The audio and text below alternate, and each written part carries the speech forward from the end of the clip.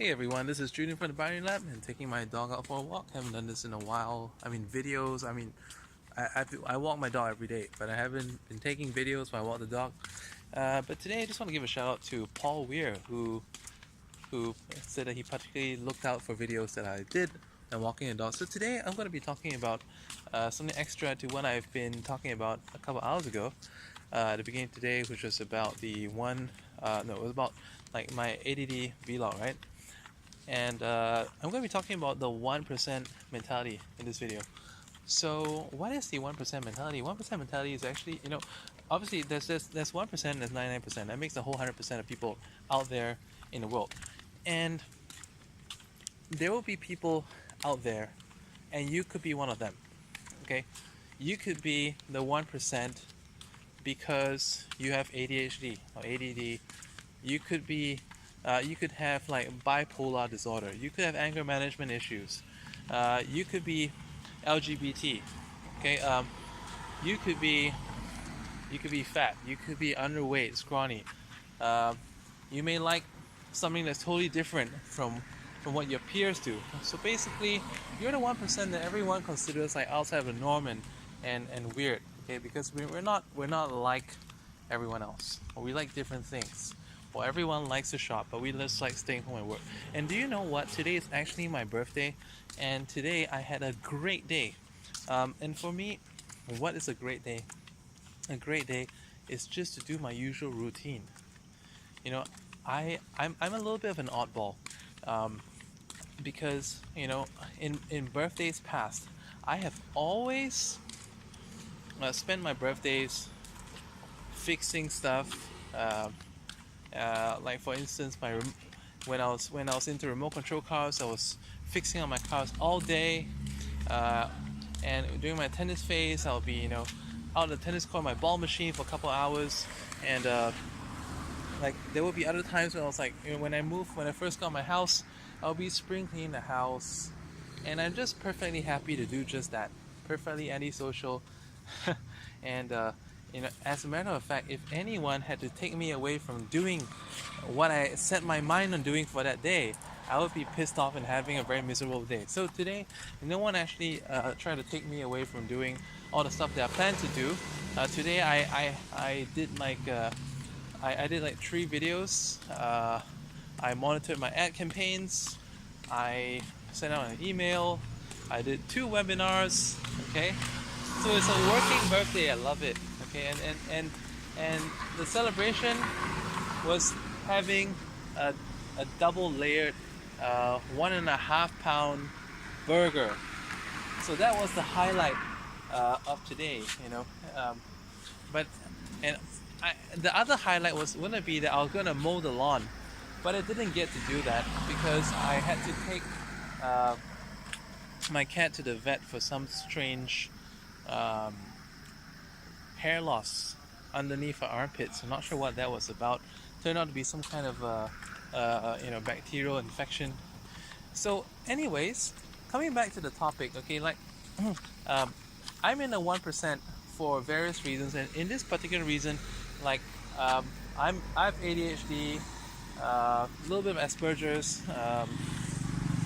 Like in my youth, I had issues with bipolar. My wife still thinks I have bipolar, and you can either choose to see yourself as one of the out of the norm, and struggle to fit in. You feel disadvantaged, or you could feel as though everyone else is just strange. Okay, and that is precisely the reason why out there on the internet and in the offline communities, there are things like the ADHD groups, there are the LGBT groups, there are the groups for the people who love eating, there are the people, um, there are the people who just love the lifestyle of bulimia, although it seems dysfunctional to everyone else. But there's some people who are into that. The ethics is, we're not here to discuss the ethics of each group, okay? But the fact of the matter is, like, when we meet our same kind, we feel that we're in perfect company, and we feel that everyone else around us who doesn't see the same way is weird. So, do you? Because a question of perception. Do you want to see yourself as weird? Uh, Instead, how about choose to see that everyone is peculiar? And like today, I was having a chat with Paul, and then I was like, and right? Like I said, like all these other people, because of being ADHD, like there are all these uh, there are all these groups of friends in high school and college that we probably missed out on, but at the same time, I don't feel all that bad about it because when I think about all the time that I saved, all right, in like by not having to go for events and get-togethers, I felt boring and a drain and taking me away from things that I'd rather else be doing. I know that's a little bit antisocial, but for someone else who has the same way of thinking, it makes total sense. Okay, and so I mean, I'm odd in my own way. You could be odd in your own way, but that is what makes you you. Um, I have been like, okay,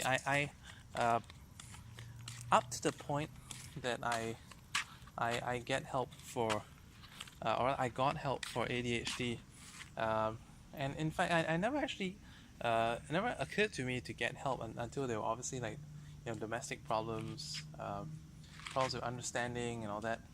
But I just don't feel as though uh, it's I don't feel as though I want to change it.